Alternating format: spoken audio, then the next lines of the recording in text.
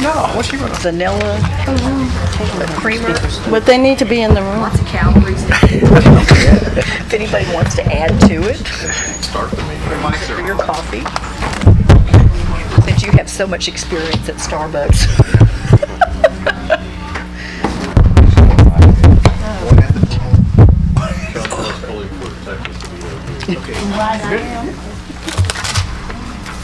Yes.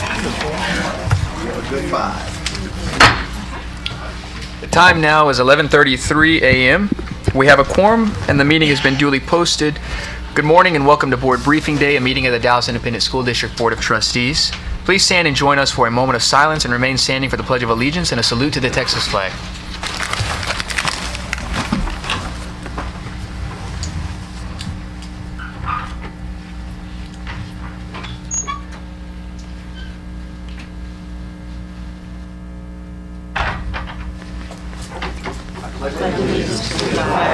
Of the United States of America and to the republic for which it stands, one nation, under God, indivisible, with liberty and justice for all. Honor the Texas flag. I pledge allegiance to thee, Texas, one state, under God, one and indivisible. They're kind of lopsided. Trustees present on your left and my right are Trustee Joyce Foreman. Trustee Dan Mitchkay is unable to attend our meeting today due to personal reasons. Trustee Elizabeth Jones is on her way. Trustee Lou Blackburn is in attendance. Trustee Nancy Bingham, Trustee Bernadette Nuttall, Trustee Eric Cowan, and Trustee Mike Morath. Our Superintendent of Schools, Mr. Mike Miles, also joins us, and I'm Miguel Solis, the Board President. Si alguien necesita los servicios de un intérprete para escuchar la Junta en español, por favor, levante la mano. All right. I don't see any current public officials, but I do know we have a former public official, honorable trustee from the school board, Dallas ISD School Board, Seguin Tyler is in the crowd today. Thank you for being here. And it is her birthday as well. So happy birthday, Trustee Tyler. Birthday. Yeah. Hey. All right, trustees, we are now on to the president's remarks. And I'll just make one quick remark. Yesterday, we learned of the passing of Mr. Thomas Eric Duncan. He succumbed to what we all know now was the Ebola virus. And there was a report that was done today in the Washington Post that I think is timely at this moment to just briefly acknowledge, because we need to understand that Mr. Duncan, his name has been thrown out there in the media, and we have to realize he was a person. He was a person with a family, and some of those family members Dallas ISD served. I'll quote from the Washington Post. Garcia Eric Duncan, tall and thin, hurried to get ready Wednesday morning. He had not seen his father since he was a child in Liberia. The hospital had promised to set up a special camera in the isolated room of his father, Thomas Eric Duncan, who lay in critical condition after having been diagnosed with Ebola. 19-year-old knew that his father would not be able to speak. He just wanted to see him. A nurse at Texas Health Presbyterian Hospital had told Garcia that the day before, that before Duncan's condition had worsened, Mr. Duncan sometimes woke and talked about him. Hearing that, the son had started crying, family members said. "I'm praying that my dad will be okay," Garcia said Tuesday night at his mother's church in Dallas. "I hope that they will find a cure for this." Unfortunately, Mr. Duncan was not able to have that cure. And many others that are impacted by this disease still don't. We hope and we pray that a cure is found.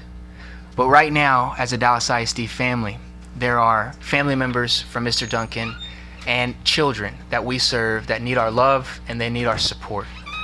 And I ask that everybody in the Dallas ISD community throw that love and support to that family. I also want to quickly acknowledge the work that the superintendent and his team and our staff members at the particular schools that have been impacted by this issue acknowledge the work that they've done. They have done a tremendous amount of work. They have been at up all nights and days. I don't know if you've slept at all, but you all have done a phenomenal job. You've provided us with all the information we need, and you have done a job quelling and calming the fears of many individuals in our community, and particularly the parents and guardians and students at the schools that were directly impacted. So thank you very much for your work. Trustees, our agenda now calls for the public forum segment of our meeting. To ensure that this meeting is held in an orderly manner, I'm asking speakers to please refrain from using individual names and to address the board and not individual trustees. Ms. Gully, will you please call the name of the speakers? Speakers, you have 3 minutes to speak. When you arrive at the microphone, please state your name and address. Our first speaker is Seguin Tyler, followed by Brenda Ortiz.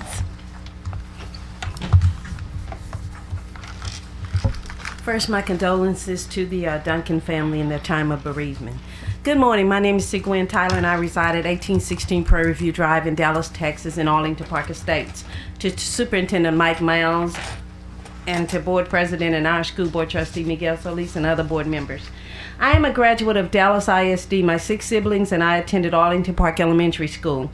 Myself and many others in the community addressed the school board in 2011 about the closing of Arlington Park Learning Center and the devastating impact it would have on our neighborhood. I am here today to speak on agenda item 5D, the way forward, Superintendent Mike Miles' presentation. Because we believe that involving and working with residents of our community on how to expand educational opportunities through the use of our school facility is beneficial, and we would like to be involved in the process. In the 1950s, many community leaders of our neighborhood fought and protested to have a community school in our area.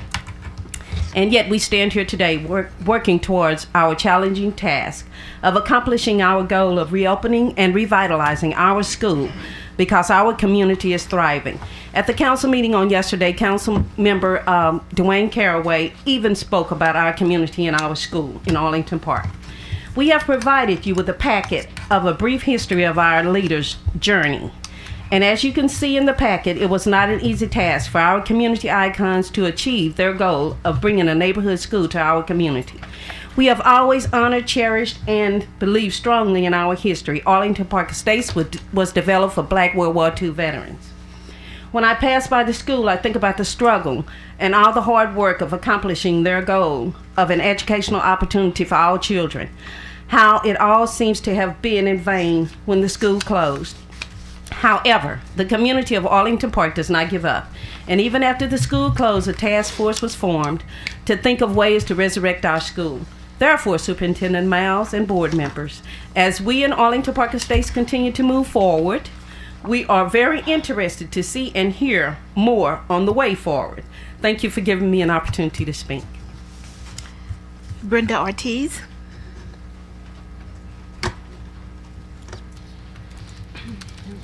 Good afternoon, Superintendent and other school board members. I am Brenda Ortiz, and I am here to speak on agenda item 5D, the way forwards. Superintendent Miles' presentation. I reside at 1612 Chattanooga Place, Dallas, Texas, 75235. I believe that involving and working with community members to figure out how to expand community opportunities through use of facilities is beneficial. I am a former ISD student and a 2013 graduate of Dallas ISD. I now attend a local university where I am studying to be a teacher. I stand before you today as a resident of Arlington Park. I am here to present the community's options for the school. The last thing the community wants is a closed building in the heart of the neighborhood, because as Mike Miles has previously said, you close a school, you kill a community. Based on our survey conducted at our community meeting August 12th, in which we had parents, children, and other community members in attendance, you will find in your packets the preferred option for our community is to reopen the school as it was before, a functioning K through 5th elementary school that serves the children of Arlington Park. Other options that are favored by our community include an early childhood center to serve the youngest children of our community today and in the future. Finally, a multi-purpose facility community school, a place where a community can have access to literature, technology, and an after-school program for our students and parents. is also a supported option by members of our community. In conclusion, our community wants to see our building utilized. Thank you so much. Our last speaker is Ruth Ortiz. Good morning, Superintendent Miles and board members, school board members. My name is Ruth Ortiz, and I reside on 5623 Arlington Park Drive, Dallas, Texas. I am here to speak on Agenda Item 5D, the Way Forward Superintendent Miles presentation, because I believe that involving and working with community members to figure out how to expand community opportunities through the use of facilities is beneficial. I reside in the community of Arlington Park. I am also a former DISD graduate and now a teacher in the district. I'm here on my lunch break because I am also devoted to my community, Arlington Park. The community of Arlington Park wishes to be a partner in the conversation about the future of our school. I'm here to represent them and to communicate our wishes to be included. As you've heard from the speakers before me, we've put a lot of work into resurrecting our school and our community. In your packets, you'll find brief of meetings that we've had, as well as more detailed minutes of our meetings. The community of Arlington Park is always open to working with the superintendent, the school board, and administration on deciding the future of our beloved school. We hope that you are open to working with us as well. We cannot stress enough that our community wants to see a functioning school and educational facility in our neighborhood for our children. Thank you. This concludes our speakers.